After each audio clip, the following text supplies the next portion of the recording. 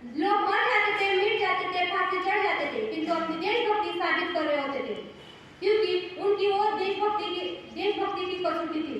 उसके बाद 71 और 72 और 75 के युद्ध में अपनी सुबह गवा देने वाली औरत घर के हालात ये हो जाया करते थे, तब प्यार भी भरपूर गया, मांग का सिंदूर गया, प्यार भी भरपूर गया, मांग का सिंदूर गया, नन्हे नन्हे हालों की लकोटियां चली गई, छोटी छोटी बेटियों की चोटियां चली गई, बाप की कमाई गई, भाई की पढ़ाई गई, ऐसा एक विस्फोट हुआ पता नहीं चला नहीं, पूरे जग की तो बोटियां चली गई, पूरे जग की तो बोटियां चली गई। लेकिन आपके लिए एक आदमी मरा है साहब, मेरे तो घर की रोटियां चली गई, मेरे तो घर की रोटियां चली गई।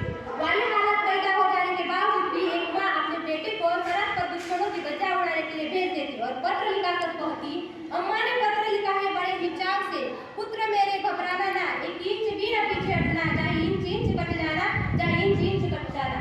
इस तरह पूरा परिवार अपनी देशभक्ति साबित कर रहा होता था। तब देश बलिदान मांगता था, तब देश लड़ जाने को कहता था, तब देश मर जाने को, मिट जाने को, फांसी चढ़ जाने को कहता था। किंतु आज देश लड़ जाने को नहीं करता, देश आज फांसी चढ़ जाने को नहीं करता। और मेरे विचारों में यदि कोई व्यक्ति अपना काम पूरी मेहनत से, ईमानदारी से और लगन से करे तो वही उसकी बड़ी देशभक्ति है।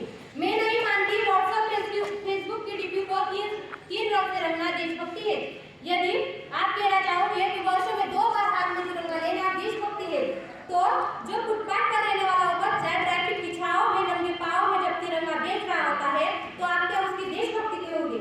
उसकी वो देशभक्ति नहीं, उसकी भूख की शक्ति है, उसे वैसा करने पे मजबूर कर रहे हैं। ना मंजिल को जानते हैं ना शिवालों को, ना मंजिल को जानते हैं ना शिवालों को। जो पेट का भूखा होता है ना, जो पेट का भूखा होता है ना, वो सिर्फ भोजन की निवालों को जानता है, वो सिर्फ भोजन की निवालों को जानता है। हर देशवासी के जीवन में आने वाला तूफान हमारी सच्ची देशभक्ति है। हर देशवासी समझ सके, तू परिंदा है तो ये आसमान तेरा, तू दरिंदा है तो ये शमशान तेरी, भाईचारा से रहना है तो रहे इस जमीन पर, वरना कब्र भी तेरा और कब्रिस्तान भी तेरा है, वरना कब्र भी तेरा और कब्रिस्तान भी तेरा है। लेकिन मित्र देशभक्ति से ज्यादा देशभक्ति जब बाहर आती है, जब एक बेटा अपने बूढ़े माँ बाप को वृद्धाश्रम के चौखट पर छोड़कर आता है, कराती और वो जब मुसीबत में फंसे लोगों की जान बचाने से ज्यादा हम सेल्फी लेकर अपने लाइफ बढ़ाने में लगे रहते हैं। आज के युवक अपने परिवार, अपने समाज, अपने देश की आशा को जुड़े रखने की वही युवक अब 4x4 की छोटी सी स्क्रीन पर अपनी कोमल उंगलियों की घर्षण मात्रा से अपने भावना की मोटी देख रहा है। 4 कटल वोट के काम मेरा रोज का भारत का भविष्य तबाह कर रखा है। 4 कटल वोट के काम मेरा रोज का भारत का भविष्य तबाह कर रखा है। न सरकार अगर दान देने का इच्छुक है तो जीते जी रक्तदान दीजिए, मरने के बाद अंगदान दीजिए और एक युवक को जीवन दान दीजिए। न सरकार मेरा है, ना ये नाम मेरा है, न सरकार मेरा है, ना ये नाम मेरा है। मुझे गर्व है, मुझे गुरूर है इस बात का कि ये भारत मेरा है, ये भारत मेरा है। मित्रों, परंतु मुझे हमारे समाज में एक वैचारिक बीमारी नजर आती है। वही वैचारिक बीमारी का जड़ मतलब अंधविश्वास।